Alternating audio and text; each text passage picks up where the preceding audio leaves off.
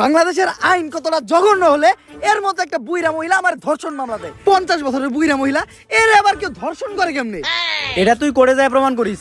আরে এগুলা করতো তোকে কিনা রে, তোরা তো বড় লোক, আমরা তো গরিব। বিএমডব্লিউ এ ঘুরি, ঢাকায় 4-5টা চুল কাটার সেলুন আছে, আমরা তো গরিব। কোর্ট আইন এগুলা তো আমাগো লেগে না, এগুলা তো তোকে কিনা।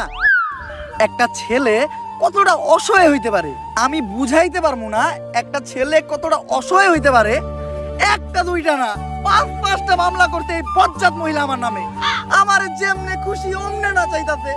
আমার একটা লাইফ আছে ভাই, আমিও মুভ অন করতে চাই। আমি ঘুরমু ফিরমু চুদলিং বং করমু, খাইয়া দিমু ফষ্টি নষ্টি করমু মেয়াগো লগে। আমার এখন আর জুনা নাইকেল খাইতে ভাল লাগে না, আমি এখন কুচি ডাব খামু। তুমি আমার বাসায় আসছো কেন? তুই আমার ফোনে ডাটা ট্রান্সফার করলি কি আমার অজ্ঞান কইরা?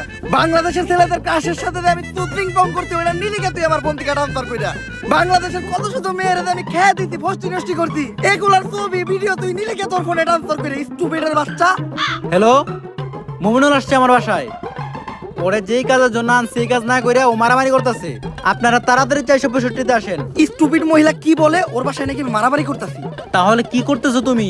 তুই বল আমি কি করতাছি? তুমি জানো তুমি কি করতেছো? তরে চুদলিং পং না করলে তুই মামলা উঠাবি না। কি তরে চুদলিং পং না করলে তুই মামলা উঠাবি না, তুই কর। এটা আমি কোথায় বলছি? অনলাইনে বলবি নাকি তুই এইটা? বাবা রে কি পড়িবাস মহিলা রে, ওরে চুদলিং পং করতে দে, আমার জীবনের চুদলিং পং হয়ে গেছে। কেউ আমার এই জায়গা থেকে বাঁচান।